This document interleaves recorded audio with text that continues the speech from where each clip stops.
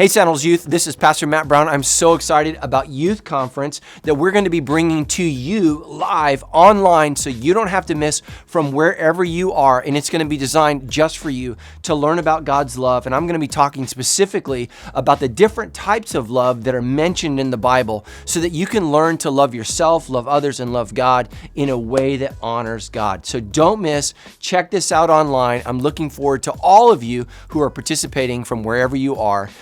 Just for this amazing conference about love.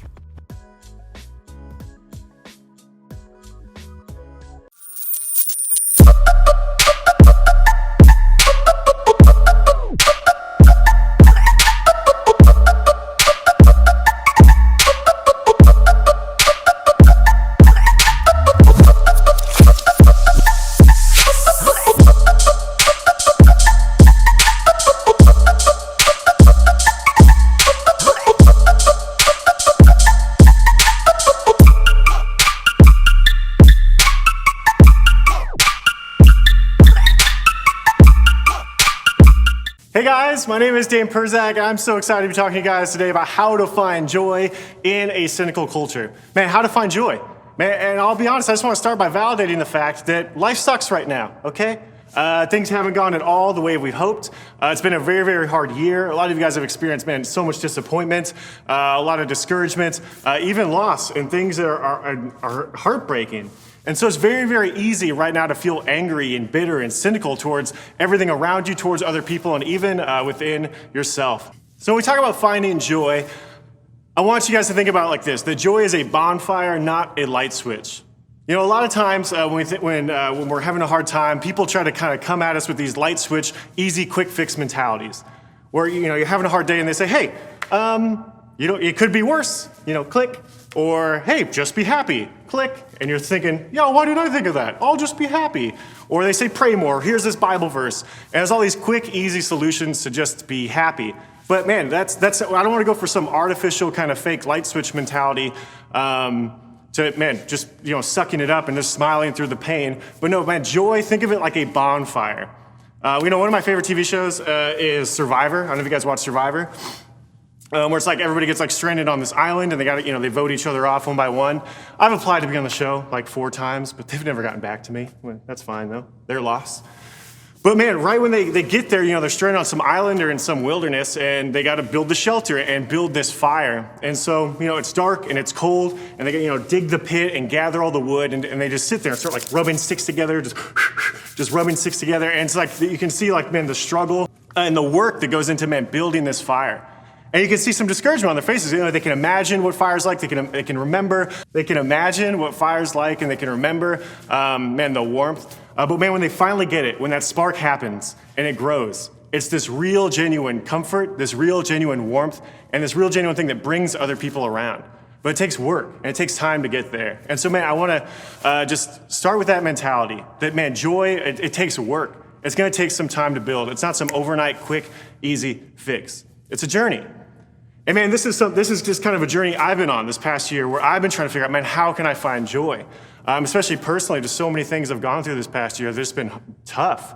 And so, this is kind of the steps I've been taking this past year that I'm just excited to share with you guys. In a time where it's so hard to find joy, here's some steps we can take on that journey to experience it. So we're going to be looking at Romans 5, which is an amazing passage from Paul. And so the first step in this journey is to first celebrate what God has done for you. In Romans 5, 1-2, Paul says this, "Therefore, since we have been made right in God's sight by faith, we have peace with God because of what Jesus Christ our Lord has done for us. Because of our faith, Christ has brought us into a place of undeserved privilege where we now stand, and we can confidently and joyfully look forward to sharing God's glory." And it's so easy to be cynical and bitter when you have nothing to look forward to. There's just something just kind of different than changes in our perspective or mentality when we know there's something coming up that's great. I remember just the month leading up to my wedding day. One of the most joyful days of my life. That whole month, nothing really seemed to carry as much weight. Didn't matter if I had a bad day at work or if I was just kind of going through a hard time. Because I was like, oh man, my wedding's coming up. And it's going to be this awesome time. I get to marry this beautiful girl and go to Hawaii and all these things that seem like problems are just going to be behind me. So it kind of helped me get through it. And that's nothing compared to what Paul is saying we can look forward to. That, okay, yeah, in light of what's going on right now, we can look forward to sharing in God's glory, which I don't even understand or comprehend what that's fully going to look like. But we can remind ourselves, man, what God has done for us. So that's the first step. Just take a few minutes to just take some time in your day to remind yourself of who God is. Just might be a quick prayer of thankfulness. Take time to worship through music or through art. How I connect with God is, man, getting through nature. Just something to remind yourself of who God is and what he's done for you and what we can look forward to. And that helps kind of change your daily perspective and experience more joy in the moment. The second is to allow God to change you. Paul continues in verse 3, we can rejoice too when we run into problems and trials. We can rejoice when we run into problems and trials, for we know that they help us develop endurance, and endurance develops strength of character, and character strengthens our confident hope of salvation, and this hope will not lead to disappointment. So, man, allow God to, use the problems and trials in your life. And, it starts by just embracing your problems. Don't escape from them. Embrace your problems. Don't escape from them. And I'm telling you this, just from me to you, as someone who's just pro in escaping their problems, I just always have been. It's just something I do. I'm a high 9 and high 7 on the Enneagram, if that helps you understand me better. I avoid pain and difficult things at all costs. I prioritize my own comfort over most things that can sometimes become an idol in my life. And I've been like this for a lot of things. I remember when I first, I got kicked out right when I graduated high school and was living on my own and struggling. I was a pretty broke kid, but this thing I would do or not do is I would never check my bank account, because it's like, if I just don't look, then I can just imagine that I'm not broke and I have money, and I would just kind of ignore it, and then end up just getting all these overdraft fees, which is stupid. You get charged for not having money. Thanks, Wells Fargo. But it was just something I would just ignore and just keep going. And I remember in college, I'm this huge procrastinator. So I get this huge assignment and have 2 weeks to do it. And I would just be like, I could work on it now. Or, that could be a problem for future Dane. Future Dane can take care of that. And then the night before it's due, future Dane's there and hating past Dane. And I'm going to just cram and stay up all night and do all these things because I've put it off. And this mentality is transferred to so many areas of my life. I procrastinate my emotions. That when something difficult happens, I put it on a shelf. I ignore it. I run from it. I don't want to acknowledge it in the moment because it's just too much. It's too much to handle. But what I've experienced, and my hope for you guys is that we can learn that when something goes wrong, when we face a problem, that we can embrace it. Because, I've learned over time that when I don't do that right away, it just starts to stack. It starts to pile on itself because I've never dealt with anything. And then eventually it just comes all pouring out and I just have this huge breakdown because it's too much to handle. When in the first place, if I'd just taken time to just acknowledge, where I was at, what I was going through, take it to God, take it to community around me, process through it, give myself time to grieve and learn from it and grow from it, I'd become stronger. I would have had a deeper connection with God a whole lot sooner. And then when the next problem came, it wouldn't be as overwhelming. And so, from that is just something I've been working on and trying to grow through. So we're going to have problems and trials. That's just a reality. We're part of a broken world. Jesus said, in this world you will have troubles, but take heart because I have overcome the world. And, I think there's this pressure for Christians to always feel like we have it all together. You always have to just be this radiant light. And I just want to tell you, it's okay to not be okay. It's okay to say, things aren't going well right now. Yeah, it is really hard to feel joyful. Yeah, there's not a whole lot of things I can look forward to. And be honest with that and take that to God and take it to other people and work through it, embrace it. And last thing, acknowledging what God's done for us, embracing your problems and allowing God to grow you through it. And then last, just trust God's timing. Paul continues in verses 5 and 6. For we know how dearly God loves us because he has given us the Holy Spirit to fill our hearts with his love. When we were utterly helpless, Christ came at just the right time and died for us sinners. God's timing is perfect. Even when things seem, hopeless and meaningless, God shows up. So your joy doesn't have to depend on everything going right or getting everything you want because it's all temporary anyway. I remember when my brother was in 8th grade, the thing he wanted more than anything, was a pair of Heelys. If you don't know what Heelys are, they're like a shoe with like a wheel in the heel, so you can just kind of, cruise around. And, they cost like $100 and something bucks. And, we were a little lower middle class family, couldn't afford Heelys. So my mom told him, like, yeah, I'm not buying you Heelys. It's too much. And homie lost his mind.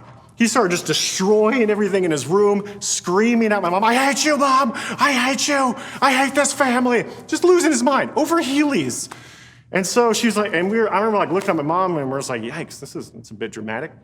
But she allowed him to kind of do chores, build up this allowance. And so he finally could afford this pair of Heelys. And when he got them, you would have thought homie just discovered like heaven on earth. He was in paradise, just total bliss, just cruising down the street on his little heel wheels. But do you know what happened? At 6 months, his feet outgrew him. Then I got him, because the younger sibling, sick hand-me-down life. So I got to get those Heelys. And now they're probably in some landfill somewhere. Man, it was all temporary. And man, all these things, when we're like, oh, we don't get what we want, things aren't going the way we want, it's all temporary. And for me this past year, it's been a hard journey to remind myself of that. Me and my wife have been together a long time. Something we've always talked about, even when we were dating, was, building a family together. And about this time last year, we found out that we couldn't have kids. And it was tough. It was devastating. And we took some time to really process it and grieve that. And, it led us to a point of, praying that, what God has for us is to start adopting. So we started the adoption process. But with COVID and things being shut down, it was kind of like this huge pause button, and it was just kind of this brutal process. And we're just like in this weird season of waiting. And I'll be honest, there's been a lot of things where I've kind of I've let things rob me of my joy. Where, friends have become parents, and I'm just angry at them for it. I'm just bitter because they have something that I don't. Or when I'm around people and they're talking about how great it is to be a dad, I'm focusing on, how much that hurts me. In that I've had moments where I'm just, asking, God, what the heck is going on? Man, what are you doing? What is your plan for me and our family? What are we supposed to be working on? So I've been going through these steps myself. Instead of getting mad at God for what he isn't doing for me, reminding myself of what God has already done for me.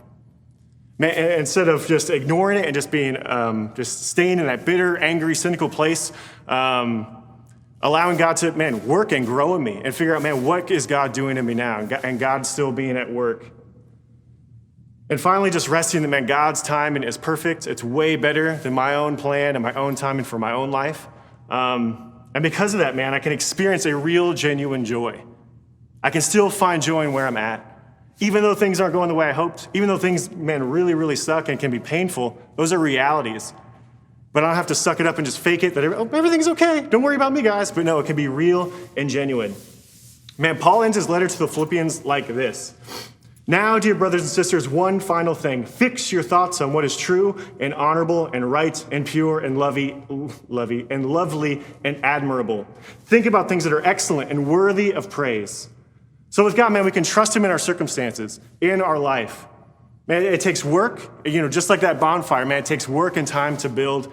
But we can trust God with these things and trust him to bring us out of it. Like Romans 8:28 says, God is working all things for the good of those who love him. So in the meantime, when we're waiting on things to get better, we can just experience joy. Finding joy in the little things. Not letting our circumstances rob us from experiencing that joy. And right now, I just want to end by practicing that, okay? By doing something that is one of Palm Avenue's favorite things to do on a Wednesday night. That always brings joy without fail, and that is a 30-second dance party. Right. So if you are able, please stand up on your feet. So I dance like I'm crazy. For 30 seconds, we're just gonna make it wavy. Jesus, my Lord, yeah, he saved me. Experience joy. Riot, full man's together. I pray when I'm quiet. Get on your feet. You don't have to be good at dancing. You don't have to you don't have to know what you're doing. You can just, do whatever's gonna bring you joy. Whatever moment's gonna bring you happiness. Remember, you're still in church, so don't want to see anybody grinding upon each other. Do something appropriate. Okay. So right now, let's start for 30 seconds. We're just gonna dance. All right. Just do it. Yeah. All right. We're going already. Hey. Billie Jean, Billie Jean, Billie Jean.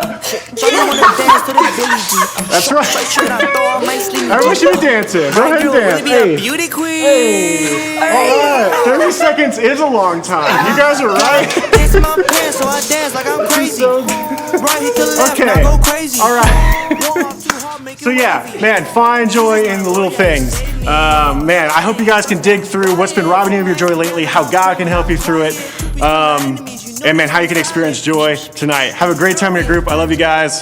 See you later.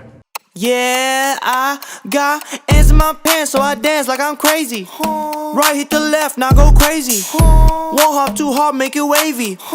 Jesus, my Lord, yeah, He saved me. Slide it, bust down, riot. Four hands together, I pray when I'm quiet. Two beats to my enemies, you know they stay silent. Throw it, catch it.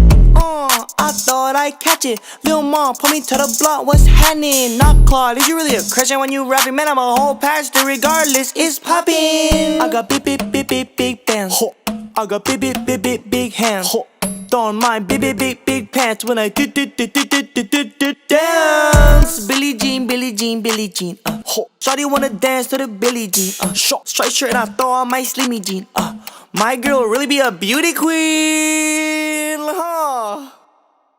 I got ants in my pants, so I dance like I'm crazy. Right hit the left, now go crazy. Won't hop too hard, make it wavy. Jesus, my Lord, yeah, He saved me. Slide it, bust down.